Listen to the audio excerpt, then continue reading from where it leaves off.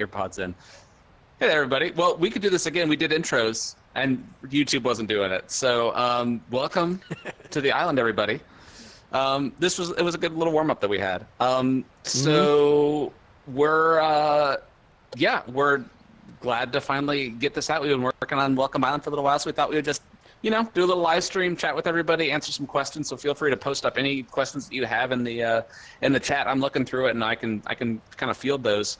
But you know me, I'm Lucas. I was the main game creator, but I'm going to let the other folks talk because we're with a couple of people who you haven't gotten a chance to meet before. We've got Chris Reyman, the composer on Walkabout. Hello. As well as Don Carson, our senior art director. So I'm going to let them introduce themselves and, just tell us a bit about them and what they're up to. So, yeah, Chris, you want to go first?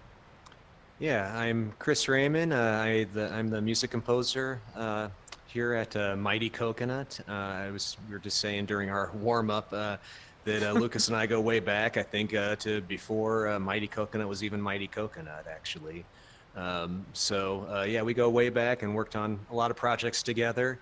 I'm a musician and a composer. I also work at the University of Texas at El Paso and work with a lot of different styles, some of which you hear in Walkabout Mini Golf, and some you probably haven't heard there yet. So I try and be pretty eclectic in my taste. I'm just realizing, I've always known you as a jazz guy, although you obviously do so much more, but it's funny that none of the stuff that I've ever had you compose has been jazz. We need to rectify that in an upcoming course somehow. Well, it's maybe we will. Who knows? It's interesting because one of the first big projects I worked on was Vision Impossible, and I think the reason that I did that was because of a lot of the jazz stuff I did initially. That's kind of how I think about it, because of the genre. And then since then, through Ocean Maker, we kind of expanded the palette, and here I've expanded the palette quite a bit more. Really excited about a lot of the stuff, the upcoming things that we've been working on too, that are really getting me into different territories. So it's been a lot of fun. Awesome, yeah. And I'll just sort of take a moment to sort of plug some of Chris's other stuff, because like you mentioned, Pigeon Impossible was my first film, but you did the music and we did all that with the live orchestra. Ocean Maker was also a big, the music on that has won several awards actually all over the place. And to say nothing, it's chrisreyman.com, right? Yes. Or Christopher Reyman? No, chrisreyman.com, yeah. chrisreyman.com if you want to see some other stuff. And we've got the soundtrack now too, so if you want to just listen to Chris's music even when you're not in VR, check out the soundtrack. So that actually, you brought up a couple of things, but I'll save the good questions for just a little bit when we get going. Don, you want to give a quick intro to yourself? You bet. I'm Don Carson. I am one of the art directors here at Mighty Coconut, and Lucas and I don't go back as far as you and Chris, but I started out as a fan of Walkabout during COVID, and in September I folded in and became a full-fledged Coconut. And my background, although it has some gaming in it, is really more theme park based, so more storytelling, physical environments. So this is a great opportunity to kind of bring some of that stuff into Walkabout, and it's just been a joy to work on these projects. And this one is probably the first one that I got to work with you from the very, very beginning, from the really, really rough sketches that we did in Gravity Sketch, and then passing it back and forth until it became this marvelous place. Yeah. So much of Don's work is on the front end. Although you've even started modeling a lot of props, and it seems like you're one of the people who starts off, you do a lot of the upfront stuff, but even right up to release, you're often doing I think even the tiki drinks and everything was a late ad that you did a couple of weeks before release.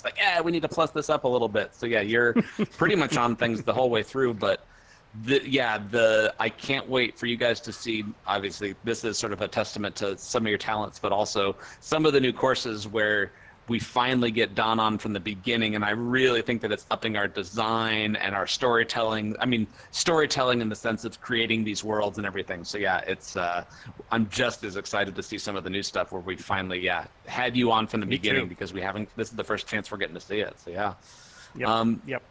Well, why don't we go just put around a little bit?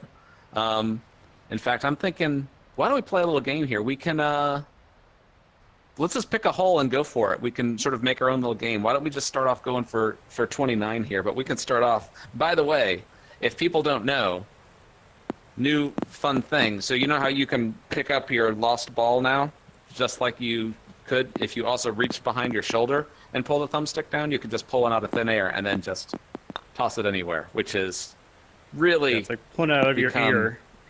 Yeah. We're going to add some more to that. I feel like we need to add colliders to everybody so that I can bounce it off of Don's head. It seems to be like really where we want to spend most of our time. But so I'm going to look at questions, but while I grab a couple questions off the chat, I know I had one that I wanted to kick off for Chris. So, because you've done a lot of the composition, Chris, a lot of the other projects you've been doing often had live musicians, and this, it seems like you've really started, I mean, obviously everything that we're doing, you've got a couple of live instruments, but in general, we're starting to do more electronic stuff. I'm just kind of curious at, like, how that sort of like changed what you're doing, and maybe just talk a little bit more about like the process of sort of like kind of the compositions that you're doing for Walkabout. Yeah, I mean, it's definitely a bit harder in some ways. Yeah, because it's, you know, it's more on the technology side, which isn't my entry point into this work. You know, I'm much more on the creative side, just you know, just sitting at a piano and creating things. And I think that you know, working with the technology has, you know, there's like a learning curve for sure.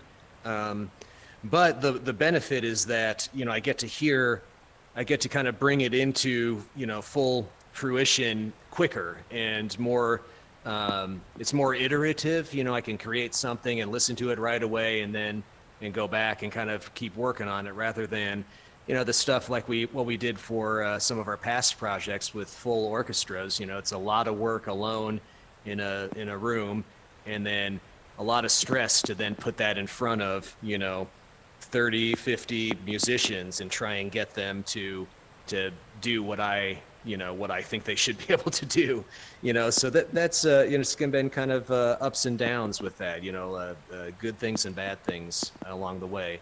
One of the things that Lucas and we kind of discovered in the process is that, you know, it still works best for me just to start in the same way, just to start at the piano, start on paper, and kind of, you know, work from that frame point. Because a lot of times, for me at least, when I get caught up in the technology, I start writing for what the sounds can do, rather than writing something that is, you know, really going to enhance what's going on in game. Yeah, it also feels like when you're doing stuff that's more when you're doing something that it's more loop based or whatever, which is also, it's fine if that's what you're after, but it can have a tendency to you adapt to what it is that's, what am I trying to say? Like you mentioned, you sort of adapt to what the sound is like, of not how someone would actually play that, and it definitely just feels a little bit more, not there's any issue with more electronic or more digital stuff, but if you're going for a more sort of classic sound like a lot of our courses do. Although I say that, and we're really starting to do a pretty wide variety of stuff. I mean, like Arizona Modern has some, is kind of, I don't even know what you would call that. It's almost sort of like new age a little bit, way more guitar. Yeah, a little bit like that. Yeah. Yeah, and I think, you know, one of the things that I'll add is that, you know, I'm an improviser. That's one of my main passions, and actually a lot of the music that I create in that same way. And oftentimes I find myself, you know, just playing stuff in, and it's kind of rough and loose, and I just leave it like that, and it ends up having a little bit more natural feel to it, instead of, you know, making it all shiny and clean. Yeah, you don't want to over quantize it or over just sort of like, if it's too perfect, it loses the exactly the blood. Yeah. Well, and that's kind of here. I'm gonna pick a new. I'm actually gonna. Let's maybe venture back. Let's put over towards the cave. Maybe go to the hole that's inside the cave there, just to give a little bit. Okay. But yeah, I'm kind of similar question, kind of related. But because Don, you're kind of in the same boat where you're doing a lot of stuff digital in VR, but you start off on paper with everything, right? Yeah, sometimes just traditional pen and paper is the fastest way to get an idea down, and more importantly, is the fastest way to communicate ideas, especially if they're story-driven ones. If I do a sketch and throw it up on Slack so we can all look at it before we jump in and decide what it's going to be. I think that part of my job description is I'm certainly responsible for trying to draw what it's going to be, but I'm also responsible for drawing what it isn't going to be, because we don't know what we don't want until we all get a good look at it. So concept design is a mix of defining and then defining what something isn't. It's also helped a lot because we have started actually trying to do a couple of design retreats like once every 3 or 4 months, where Don, myself, and Henning will get together when we're figuring out what those upcoming courses are. And we'll just try to take like 4 days where we do nothing but like really get into it. And it's a lot of fun, but it's also amazing how quick we can go just when we're actually in the same room. And also being able to communicate with, like, because you can sketch very, very quickly and it doesn't have to, but I'm trying to enunciate it clearly, but you could go through, you could iterate very, very quickly, like, oh, we can catch something early on, like, oh no, it needs to be more this, or I'm trying to not give away any of the courses by giving examples of some of the other stuff that we were doing. But like, even on this, like, that was a great example of like, oh, it needs to, like, you need to have this sort of like, it can't be a real island. It needs to have this theme park sort of hula fantasy Caribbean. Like, this is where pirates go to take a little vacation. So it kind of has this manicured resort feel a little bit. Resort, yeah. So, yeah, it does. Well, and our we found process that during these retreats is often in the morning we pick a new course that we're focusing on, and some of which are stuff we're working on for next year. It's a verbal discussion, and we immediately jump in, and the three of us start scribbling in VR. And then afterward, I'll go and try to interpret our 3D scribbles in a 2D bird's eye illustration. I think more than anything, just to make sure that we've documented what our intentions are, because in some cases, we're going to put these courses aside for a few months, and then you pick it up and run with it. And sometimes that sketch is kind of our roadmap for the naming convention of the rooms or the holes or the overall theme of it. So I think that's been helpful. Yeah, there's something that it's so easy to sort of lose the thread if you put something like that down for too long. You've got to leave it in a spot where you can come back to and know what you were thinking at the time. And having that bird's eye it also really helps, like, because when we're doing the gravity sketch, it's very, very loose and it's just like blocky shapes, and it's like, what is this? Whereas being able to do that bird's eye and also some of the little detail things, even though we already have kind of figured it out, it does serve as that sort of like that benchmark that we can keep coming back to in terms of like, here's the style and here's the piece of architecture, here's the general vibe of what we're after. So yeah. Well, let's also let me grab a question. Oh, go ahead. No, go ahead. Sorry, I think we're dealing with the audio delay. We've been trying to get that down lately. Go ahead, Don. When we were just starting to look at IPs and we were approaching the Jim Henson Company, we did a bird's eye of a concept of what we thought the labyrinth hole could be, partially to help us understand what we might do, but also to show them what our intent was. And I think that worked really well. They really had a good idea of at least the direction we were going to go in if we were to get the go-ahead. Yeah, totally. Well, I'll tell you what, I'm going to grab a couple questions off the chat here. Why don't we flap to the pool? Let's just get a little change of scenery. I kind of want to bask in the waterfall for a bit. Wesley can get a nice shot of the sunset while we soak a little bit. I don't know my way around here yet. Go up the waterfall. Yeah, I went too far up. Oh, yeah. So Andrea had a question. The challenges on the development side to achieving the ability to organize our golf ball collections. So like you mean like in a way of like actually, now that we have the pickup thing, that's an interesting idea if we could actually let people give them like different buckets. Oh, yeah? It's something that we've never needed to have because we're only just now getting to that point where we have so many that it's starting to get a little disorganized. So I don't even want to tell you all of the things that are going on under the hood to make sure that those balls don't explode off the table because of the physics that are running on them. And yeah, in fact, fun fact, when we did this, I mean, fun, super geeky fact, but when we designed the whole island, the absolute center is still the ball tray, because if we actually store the position so that when you move them around with physics, if we hadn't kept them the same, then when you upgrade to the new version, all of your balls would explode off the table because the balls would not be in the right spot. So we literally built this entire thing around with moving everything except for the ball tray. The ball tray has to stay in the exact same spot. So fun facts. We've got a solution for that in the future, but hopefully we just won't change it anymore. So I like that meaning though. Thing. It's it's still keeps the mini golf ball at the center of the whole thing. It does. It is. It's absolutely the center here. So yeah. We know what's important. Yeah. I had some questions about Arizona Modern. Oh wait, it just jumped on me here. I lost the thread here. Dan was asking about philosophy on making adjustments to older content. So specifically like changing a hole or two. We have done it in the past.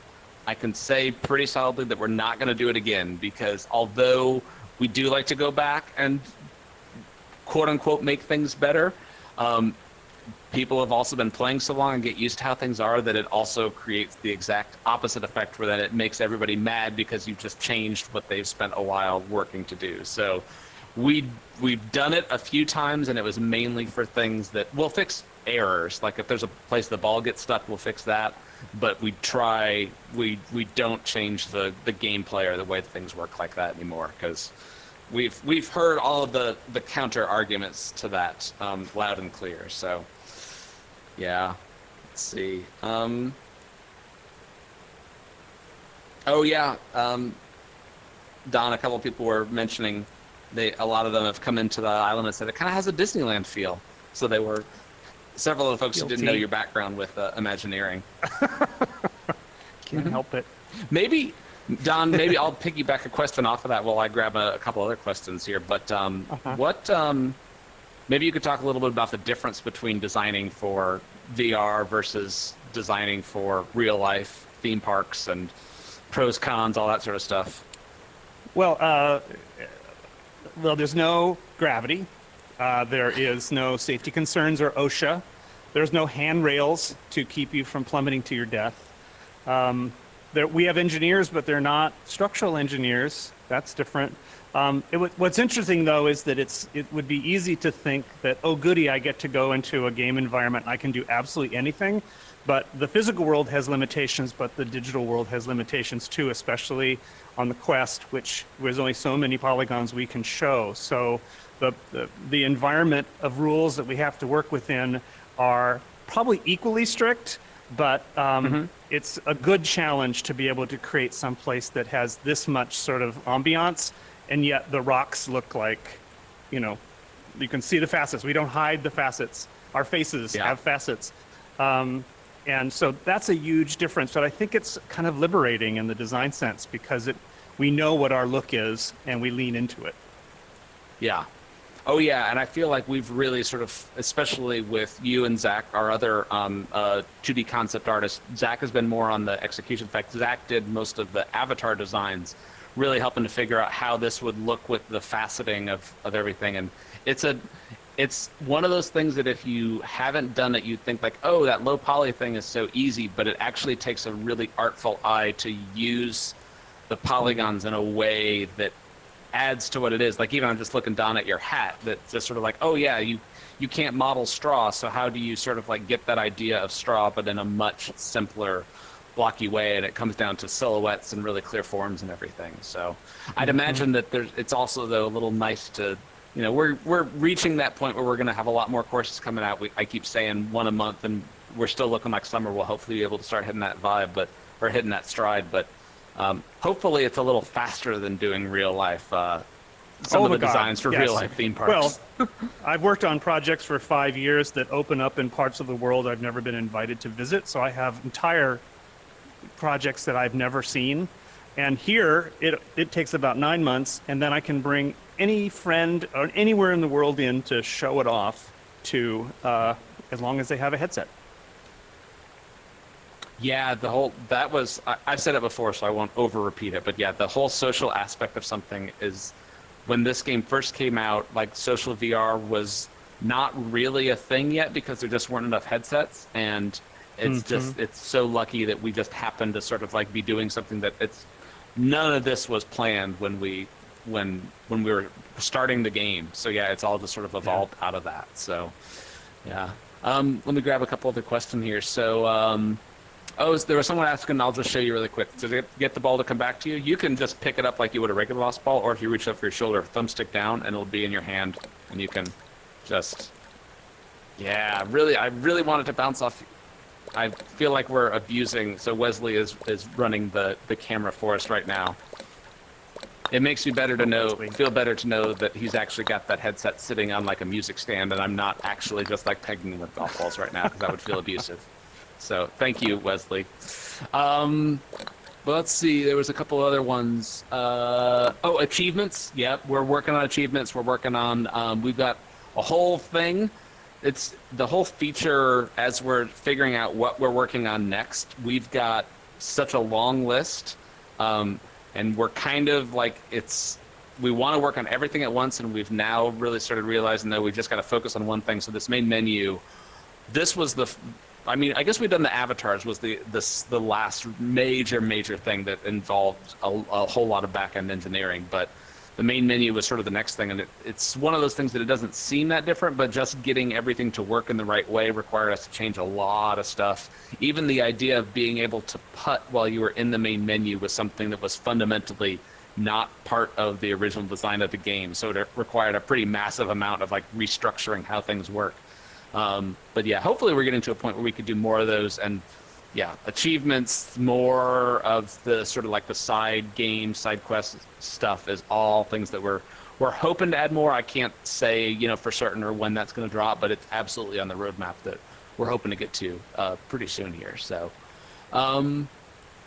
see a couple other questions about that.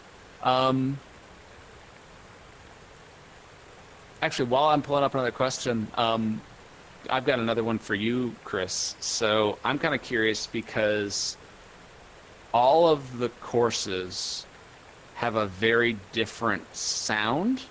Instrumentation is like totally all over the map. I mean, in the sense of like every course is like kind of starting from scratch a little bit.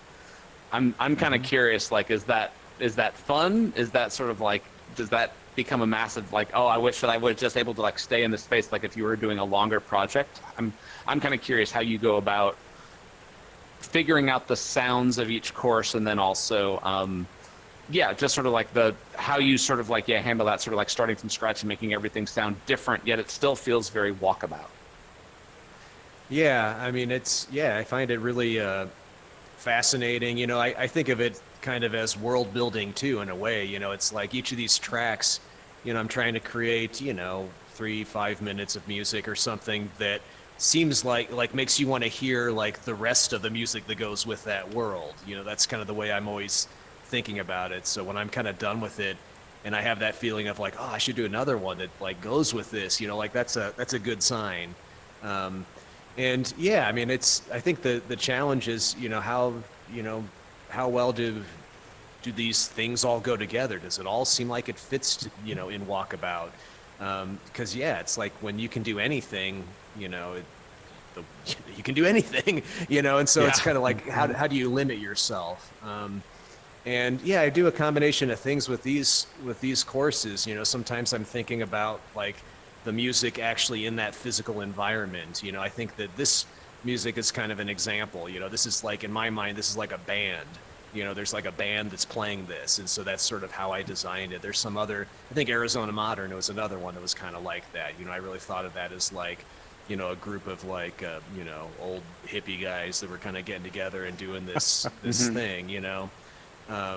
And yeah, I mean, other courses, it's more like it's a soundtrack like you would hear in a film, that is kind of underscoring the environment. That's like that's a different thing. There are technical terms for all that I actually don't know, but yeah, so it is, it's very much my approach to creating in a lot of different ways is starting from scratch and being able to kind of do whatever is called for at that time. So yeah, it's really, really fun because of the creative challenge for sure. In fact, I'm remembering a little factoid. So you had mentioned like the Arizona Modern. I remember that was actually, I think,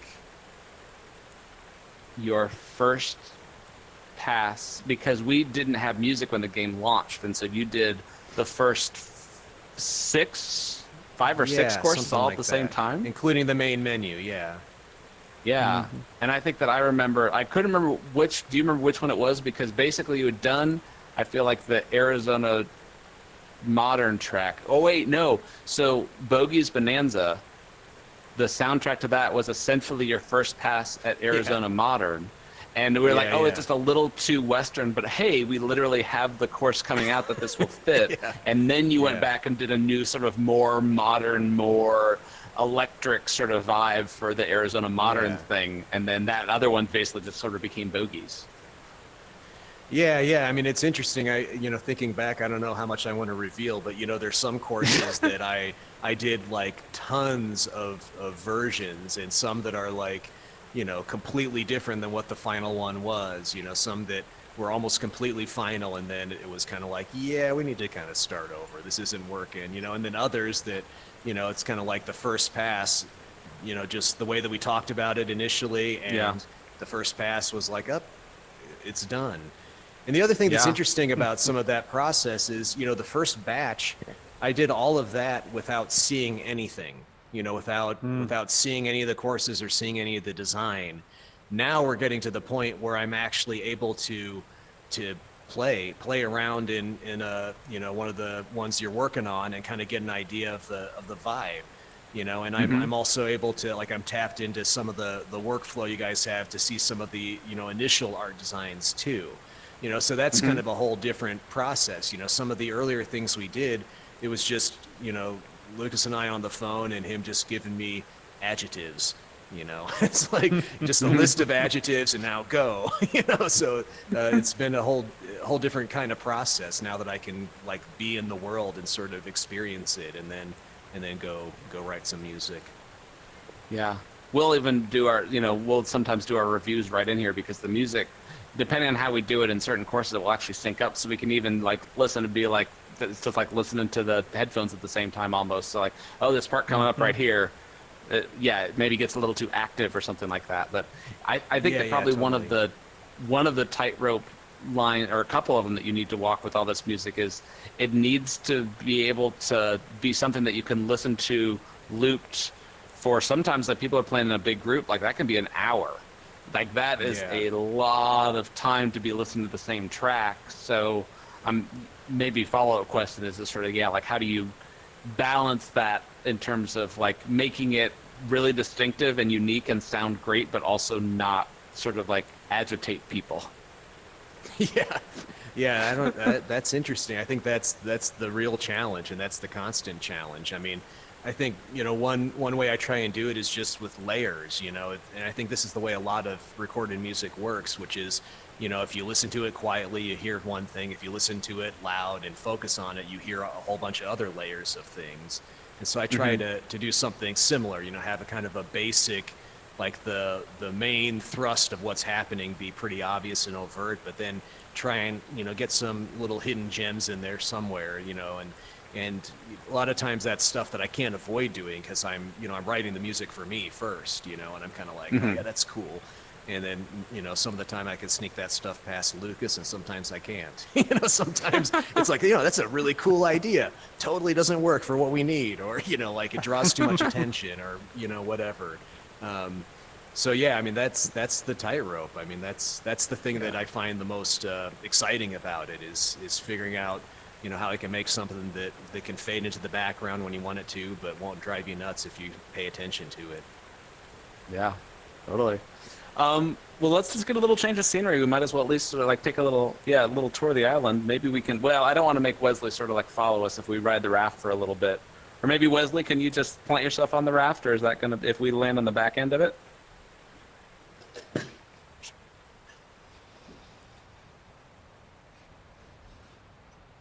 Might as well. Yeah. The raft ride was Don's idea. Unsurprisingly, maybe. No big surprise. Oh, Wesley, you can land on here, or if it's not gonna work, just shake your head if it's not gonna work, and we can. Yeah, we'll just huddle in close. Yeah, but yeah, the raft ride was a stroke of genius. Like it was a very. Oh, we're gonna make Wesley. No, we're not gonna do that to you, Wesley. Sorry, bud. I thought we would be able to fit on the raft and you'd be able to see it, but. We'll just take a little fly through the cave here, but yeah, this was all very much a Don addition to. It's a guilty pleasure on my part. To do the I don't want to say or like do any trademark infringing stuff, but yeah, it's a dark ride essentially. It's a dark ride. Well, and also Craig just took it over the top with this reflected water pattern stuff happening. It's all of the caustics. So evocative. Ooh, I just noticed how clearly you can really see it sort of underneath. Yeah, we're going to use this in a couple of other levels. Unsurprising. So, spoiler alert, there's going to be water in some upcoming levels. So yes. Ooh. So that really, yeah. But yeah, just like that idea, sort of like, yeah, turning this into a place that you could actually like ride around on or hang out. And I have to admit, I was a little nervous because the riding around on stuff is very much, yeah, we'll hang out around the campfire. The riding around on stuff was never part of the original game. I think it was Bogey's Bonanza. We just like Henning wanted to do an elevator. It's the elevator. And yeah. And so there's another, game that I had done, or we had done through Mighty Coconut called Laser Mazer, and the name for Walkabout Mini Golf actually came from that because it was called the Walkabout engine that we kind of created for this, but the game was called Laser Mazer, so it started off as that, but essentially it was the thing that allowed you to sort of like walk around in place. So all of the moving platform stuff, because this was all built on that same engine, we just sort of had all the moving platform stuff from Laser Mazer just built into the engine. So it's like there's no reason that we should have some of these like really intense sort of like character controller stuff that lets you like ride around on stuff. But once we had it, we're like, well, let's see what we can do, and we're just now starting to hit the limit of like, okay, now we're going to need to really sort of like rejigger how we do a couple of this stuff. But it's added a surprising amount of just like, yeah, I know a couple of people who like the gondolas in or the funiculars, whatever you call them in Shangri-La, like people just like riding around on those for a little while. So yeah, so you saw that, and I think very astutely said like, oh yeah, we need to make this we need a boat we need to make this part of the main menu. So maybe as the main menu grows, we'll put some more stuff back here, because that is kind of the thought, that this main menu, the Welcome Island, is going to be kind of like something that will gradually evolve now that we've kind of got the base structure of it set up. So let me just answer a couple of quick questions here. So I'm jumping way back, but I'll kind of catch up here. So there was a question. Oh, can you add an option to reset found balls? Just create a new profile. If you go to the main menu and click on your username, you can make a new profile. It's just like a new save slot. You'll be able to, it'll basically sort of like reset all the balls, and then they've got their own version that they're playing on. So have their own avatar and everything. There was another question, 120 FPS support. I don't think that's going to run with it. We're already pushing to get it. We're having to crunch stuff so efficiently to get it to run on Quest 2. 120, we've tested it, and man, does it just really sort of take like, there are very few games that can support the system. And, you know, as much as it'd be nice to add tech features like that, we'd also rather make the courses bigger and cooler and do more really pretty and awesome gameplay stuff. So unfortunately, I don't think that one's going to be coming through. Something we're going to be able to do, at least in the current generation of hardware. So there's also a couple of questions, feature stuff. possibilities of doing like match play. Yeah, we've got. That's another thing that's on the roadmap. In fact, hopefully everyone is on the Discord, but if not, just discord.mightycoconut.com, or I think also discord.walkaboutminigolfworks. But we do have a list of a roadmap of some features that we are working on. Some of them are future roadmaps, some of them are pretty active, but there's a bunch of stuff on there that feel free to take a look at that. And I feel like that list has actually gotten much shorter over the last 6 months or so. So we're finally starting to crank out some of these new features that people are asking for. Hey, Chris, there's a question for you. Which genre was the hardest to craft a song? Which genre was the hardest to do?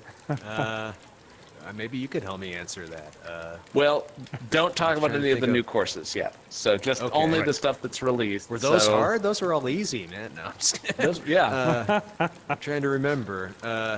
Well, I know that, I guess I can reveal that Seagull Stacks was one that we went back and forth with a lot, but in a way, I guess that the genre wasn't as hard.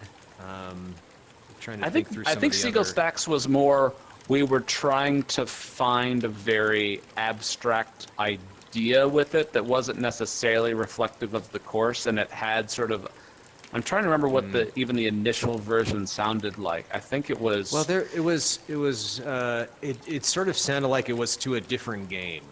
It kind of... I think it was a little too active almost. It was a little too active. It was really piano heavy in a way that didn't sound, like it fit the environment at all. I'm trying to think of some of the other courses. I think, actually, Tourist Trap in this main menu was a little challenging, just to find that right vibe and kind of arrive at something that felt sort of like the game itself, especially because it was at the beginning. That was a little bit challenging. Yeah, I don't know. I'm not sure if I can remember some other ones that were hard. I think Seagull Stacks was the one that took the longest, but that was also one of the earlier ones that we did. So we were still kind of finding what worked for the game and what was, what sounded right, but also we were just still kind of finding it. I think Coyote Valley was actually one of my favorites, and you nailed that one pretty much the first pass. Yeah, I think, it also kind of has to do, maybe not as much with the genre, but with, the planning, the conversations ahead of time, so Quixote Valley, it was pretty obvious to me what you guys were going for, in our conversations, and then I could kind of do that.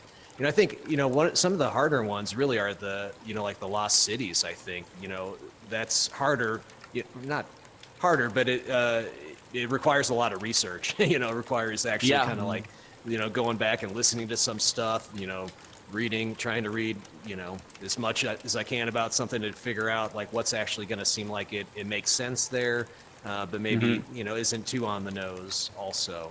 Yeah. A couple of the upcoming Lost Cities tracks, I think are, some of might be my new favorites here. Okay, so there was also I'll answer the question about regression testing the older holes. So we had messed around with that a little bit, and the way that we do go back and we check all of the courses, and basically every time there's a release, we have to go back and check everything. Although we've also gotten to the point where physics is locked. We are not changing physics at all.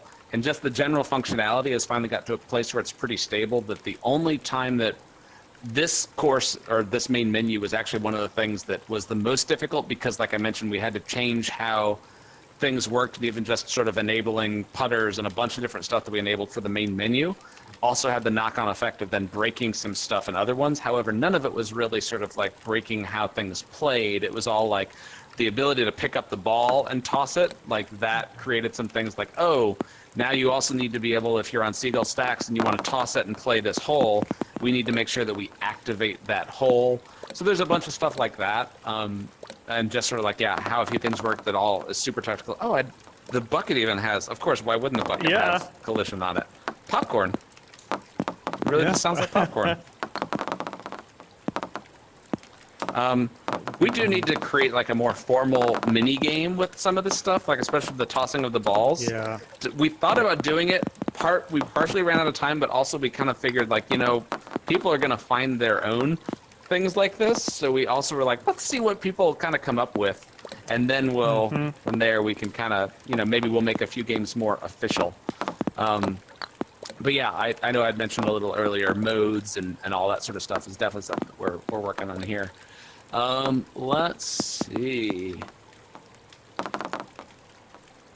As we expand the course menu, will the clubhouse be redone? Yes, in fact, we already have designs. We were going to do that with this update, but instead what we did is we built it because it was starting to seem empty. If you actually went to a larger clubhouse that didn't have more courses, it started to feel empty. So we basically have an extension that it's going to become an L. So that's the other spoiler alert, that you'll see that start to extend off the right side, and eventually we will have to do a way of like folding the courses together into packs or whatever, just so that you're not completely surrounded by courses as we add more to them. But yeah, at the rate we're going, we will be probably extending that shack within the next couple of courses here. We'll have to do that. So, and we also have some more collectibles and some more things that will be taking up some of that other space as well. In fact, Don's got a couple of designs that I also don't want to give away yet, but yeah, as we gradually add more to this Welcome Island, there'll be some more buildings and stuff popping up. So yeah. Fun fact, I didn't even know, Chris, Seagull Stacks is the most streamed track. So that's awesome. Yeah, I've gotten a lot of compliments about that one. Yeah. Yeah, I'd love to add that now that you have music for courses we're working on, we actually listen to it while we're designing, so they have a tremendous influence over the choices we make as we're designing as well. Nice, that's awesome. Oh, Don, did you do a YouTube video about how to design a boat ride in Gravity Sketch? Yeah.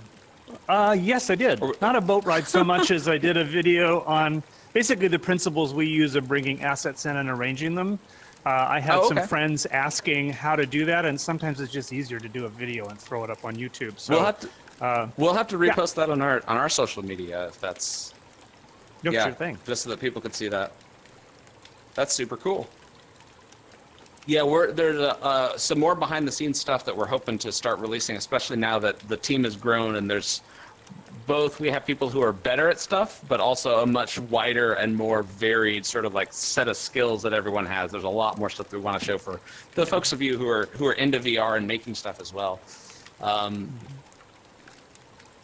I see the follow-up to one of the other questions. Mentioned not changing old courses, but you meant changing the courses, not necessarily the holes themselves. That is something that we have talked about. I can't say for certain whether we're going to do it because it's a pretty significant lift, but I don't know. I kind of like that you go onto Tourist Trap, and from there it just feels like you really see the progression from the first course to where we're at now. But at the same time, especially now that the Welcome Island has been redone, it does feel like now that Tourist Trap was one that had been done by me and Tad, who is back on the team. You haven't seen any of his newer stuff, but he did all the Tourist Trap course building, basically the modeling. But we were really sort of hamstrung at the time in terms of optimization. We just didn't have a lot of the techniques that we do now to really get levels running smoothly and just generally sort of like how to push the visuals in a way. So I would like to go back and tweak and just polish the look of some of the older levels. I can't say for certain when that will happen, but it is something that I would love to go back and do. Even just, some of the moving plants, like dropping those into a few places, like Cherry Blossom. I think I'd love to see just a little light breeze blowing through those plants, but it's also time away from making more courses. So we're always kind of trying to balance that. So, yeah, okay. It looks like I think we're mostly caught up on the questions. Oh, there is someone was asking if we could demo the driving range. Yeah, why don't we fly on over? I think that's the bottom of the questions. If I missed one, please give me or please post something else up in the bottom of the chat thread there. But yeah, we'll go over and we'll just let's warm up a little bit before we really start. start playing too much here. We could do an actual game. I will say, the whole figuring out the driving range thing, this was both a technical, but also just like, one of the things that we try very hard is to make things as like easy to grok as possible, and coming up with a way for people to all play together and have a way to score them, but not have to like hit start at the same time, or that took a lot of just like a lot of iteration and a lot of like trying something and like, oh, that's just sort of clunky, or it just takes a little too long, but you really want it to be as simple as like you just walk right up and then you can just go to any pad and just start hitting your ball. In fact, yeah, like oh, I see, that was actually Wesley's ball that I was over. Yeah, you can even move places and it still keeps track, right? You're still yeah, it still keeps your score and everything. Yeah. Theoretically, we're like, oh, well, someone could actually game the system a little bit by doing that, but we want to add some more, a few more games to this, and I should have been keeping score with all these. I'm doing way better than I usually do. But yeah, just all those little things that, like, every time we add a new feature, like, we always try really hard to think of what is the best way and some way to fold it in that is going to not require people to sort of learn new skills, or hopefully not have to do a tutorial. We do mention stuff like, especially the picking up the ball over the shoulder thing is a new thing that we put something in the news and tips thing. But yeah, that though was an example of like, there was some talk about like, oh, well, would it feel better to throw it with the grip button? But then it's also sort of like, then it's teaching someone a whole new thing. So there's also a couple of other things that we're hoping to do with those. So hold on one second here.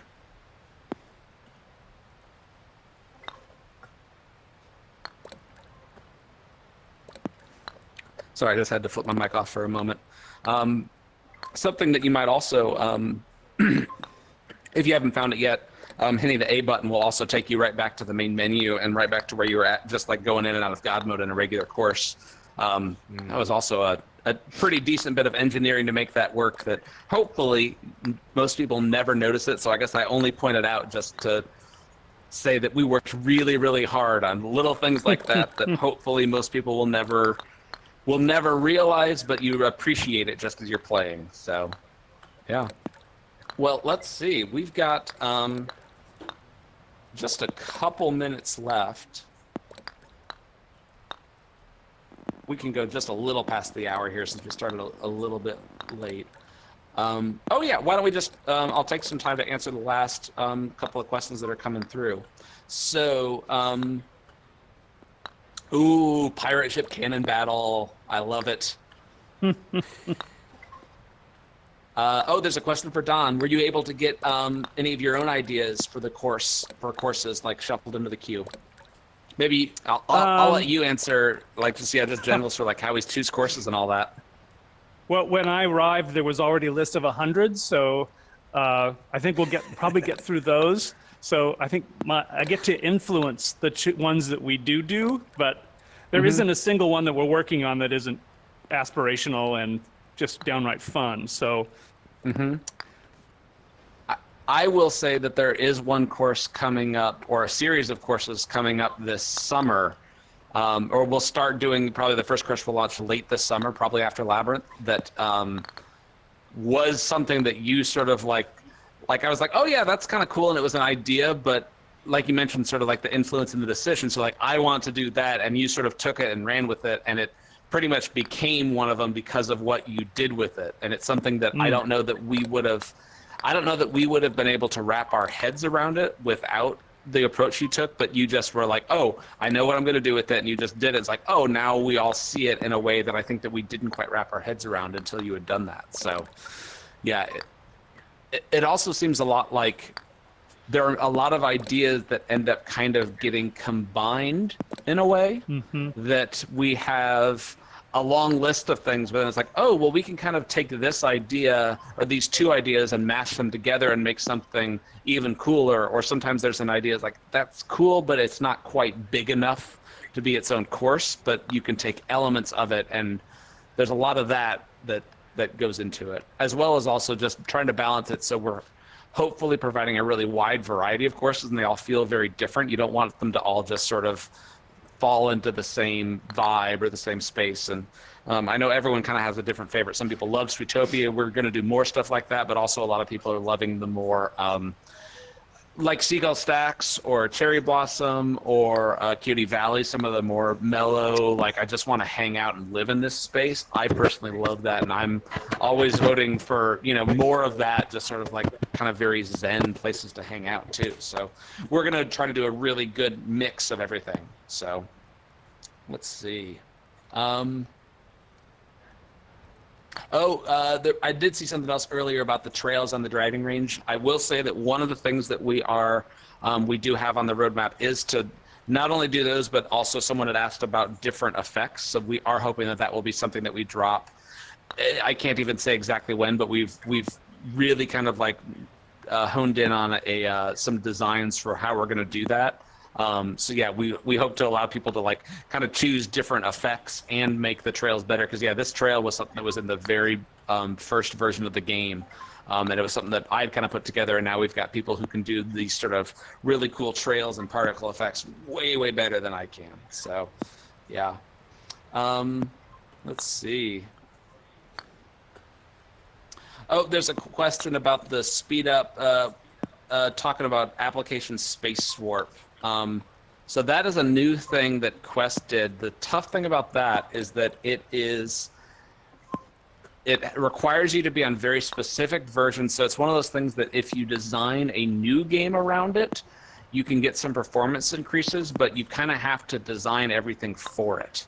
And it also requires you to be on certain versions of softwares and various different things that are technically very difficult to do when you've got a project like this that you're constantly updating. So that's not to say that we won't, but very few people are using it yet. It does seem to be a pretty awesome speed up, but it is a difficult thing to do. And we have an additional thing where really the graphics are a big part of it, but it's also the physics that we're running, that even if you sort of change the frame rate you're rendering at, you can't slow down the physics. You still need all of that to be running at a full 90 frames per second. Otherwise, you'll start to get, it will work differently, but it'll still run at the same frame rate for the physics, whether you're on like Quest 1 or Rift or Quest 2 or whatever. But yeah, we don't get as much benefit because we're really pushing the physics very hard as well. So let's see. I'll just get to the bottom of this list, and I think we'll have to sign off here. But yeah, thanks everybody for hanging out with us. And questing to make the next ball appear faster on the driving range. How fast does that go? That's pretty fast. That's pretty rapid fire. Can't even really look at what you're doing. Part of it too is that if you are especially on Quest, if the headset can't see your controller, so like if I'm looking out and hitting, like it works, but it does start to get a little less accurate as the tracking system just starts to lose control a little bit. So you kind of want to be looking down when you hit it for the most accurate. I spent a lot of time really trying to figure out the best way to do the full swing driving range thing. So yeah. If it goes any faster, you hit it backwards. Yeah, you gotta turn on grip to putt. That's my other little tip for everyone. Sort of like we leave it off to make it as easy as possible for people to come on board, but in your settings menu, which is also now available even from the main menu here in multiplayer, which is also one of those things that you wouldn't think that'd be a big deal, but it took a lot of work. But yeah, now flip on grip to putt, and then it's going to be the middle finger of your grip button on your controller to activate the putter, and it gives you some control over it. It just really helps you avoid any of those accidental hits, and yeah, just generally sort of like it's a much smoother way to play. So yeah. Shout out to David. Thank you, David. He's probably listening here. We'll have to get him on as well. David Wyatt is our head of communications and a bunch of other things, but he's also sort of like chief like PR. He's the one that organized all of the all this. Actually, speaking of which, we should also give a shout out because we haven't. They're relatively new to the team, but yeah, Wesley is shooting camera for us. He edited the trailer. He's taken over all of the all of the video, all of the marketing stuff. But we never, we are constantly throwing a lot of stuff at him. So got to give a shout out to him as well as Sarah, who's now handling community management, social media, and then David Wyatt came on not too long ago, and really started taking over just sort of our, letting us do way more of this sort of thing. So thanks to all those folks as well, who we'll have to get all of them on at some point to really do a big do a live stream and all that. So yeah. Cool. Well, I think we are going to, why don't we wrap it up with just one game here? Do you want to do it timed? Let's do a timed game. We can even try to match it. Let's see. Let's test out the leaderboard and see how it's working. So I'm just going to start it in 3, 2, 1. We can take a minute to really see who's... I made a terrible mistake. I'm playing through the editor. I'm actually playing through Unity itself. I'm not on a build of the game because it was the fastest, easy way to get in and do stuff. But I hear a lot of I'm suddenly having controller issues. Side. Now, this is that's. I blame the hardware. I'm a sax player. You blame the reeds. First rule.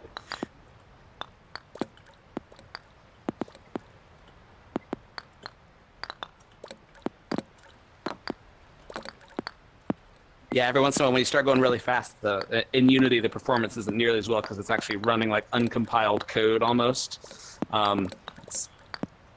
Sure. A slight simplification, but hey, I'm still winning. You guys have no excuse. That's true. There we go. Oh boy. Awesome.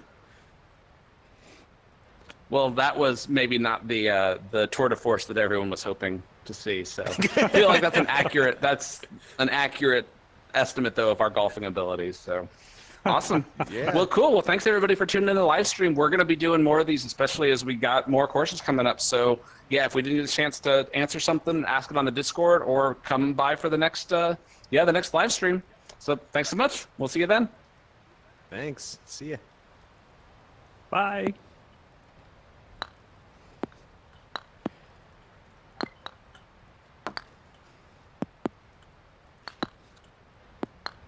Just got confused. I'm on top of you.